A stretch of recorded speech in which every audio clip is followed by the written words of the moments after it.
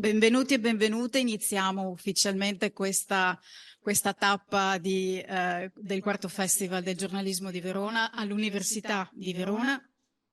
Iniziamo con una tematica ambientale perché è uno dei nostri punti forti, insomma, della manifestazione che vogliamo sempre creare dei momenti di approfondimento giornalistico su questi temi che sono di grandissima urgenza.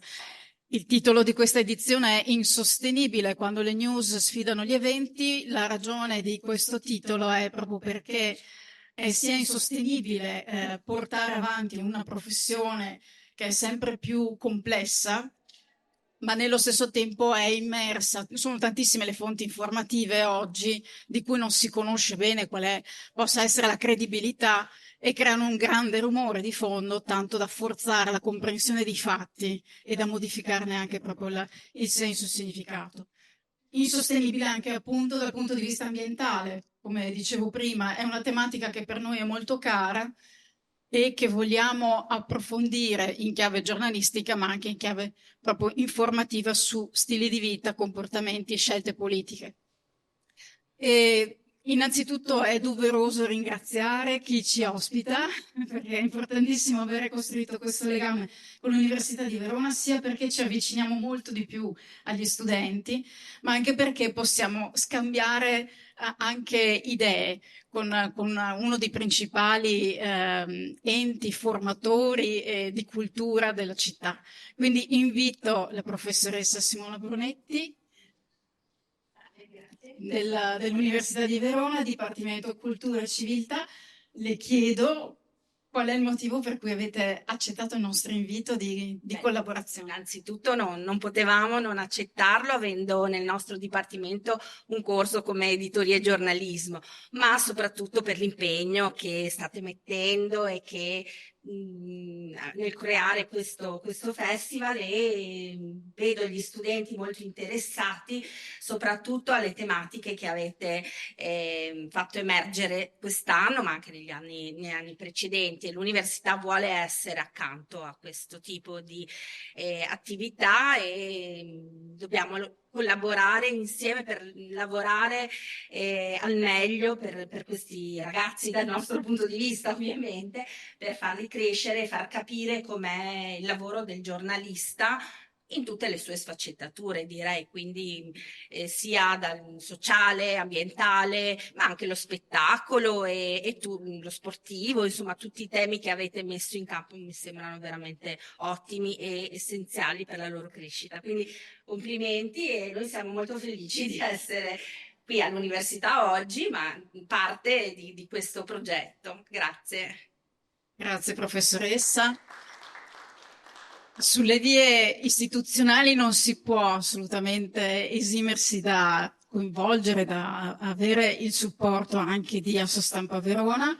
Chiamo Angela Petronio, la presidente di Assostampa Verona, per giusto un saluto. E anche, insomma, le tematiche sul mondo dell'informazione sono tantissime, i problemi del mondo del giornalismo sono enormi. Per quale motivo, insomma, che significato può avere questo festival per la città?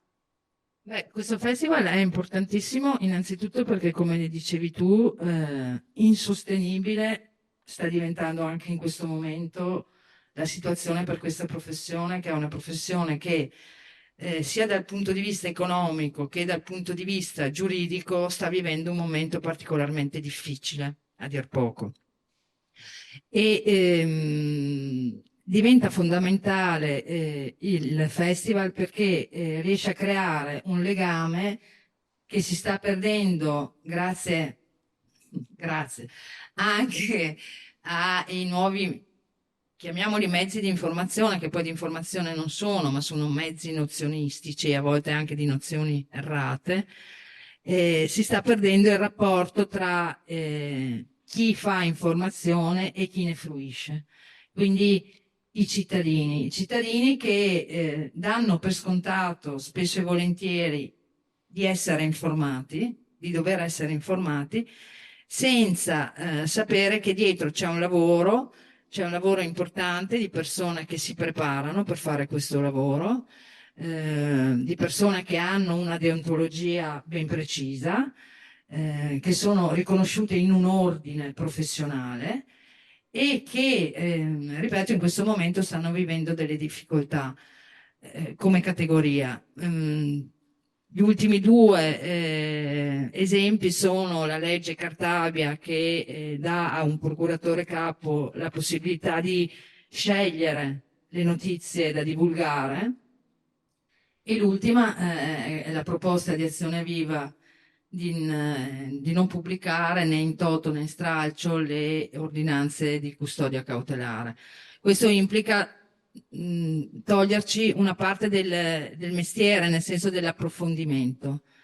Ed è importante che la gente questo lo sappia, ecco, perché il diritto all'informazione prevede anche che questa informazione sia importante e corretta. Ecco. Grazie Presidente. Per dare anche un po' di incoraggiamento, nonostante questo quadro che ovviamente non è gioioso, allegro, però c'è chi crede tanto in questa professione, ci sono tanti professionisti che comunque vanno avanti e che magari ispirano giovani giornalisti, apprendisti del mestiere, chi ancora si sta proprio avvicinando e sta imparando come si fa.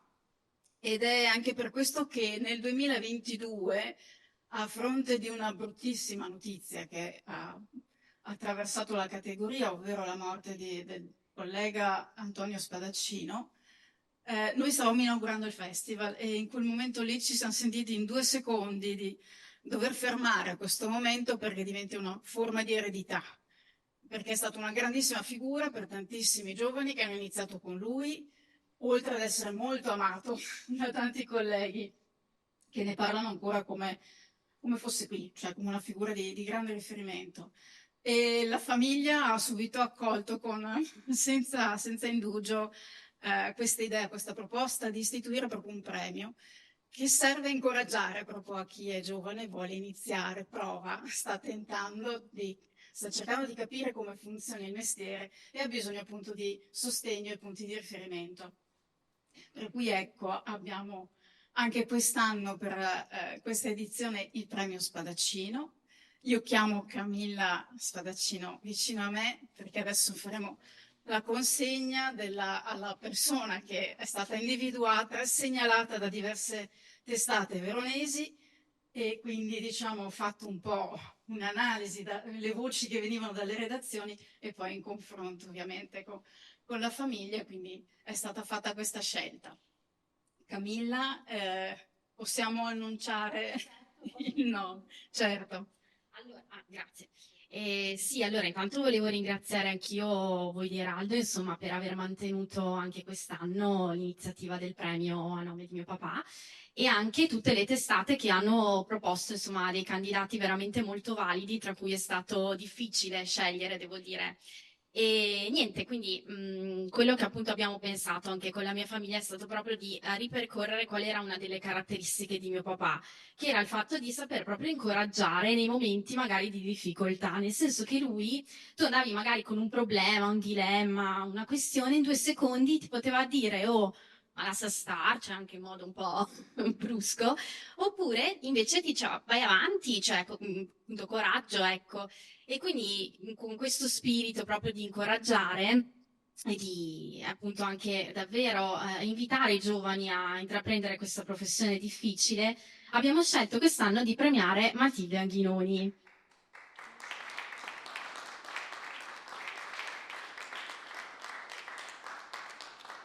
Ecco, quello che diciamo mi è piaciuto di lei, che comunque è molto, cioè, scrive in inglese, no? Ha studiato anche giusto traduzione proprio, quindi lei si occupa anche di scrivere articoli su Verona in inglese, poi si occupa anche di temi attuali, tipo il cambiamento climatico, insomma è proprio una ragazza connessa col mondo, ma quello che mi ha colpito è che in The River Newspaper, per cui lei scrive, lei si definisce una aspiring journalist, cioè proprio un aspirante giornalista.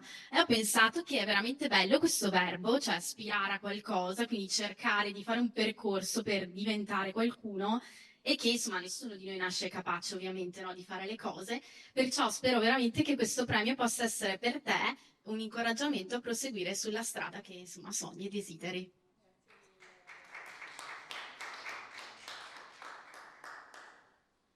Un segno ufficiale.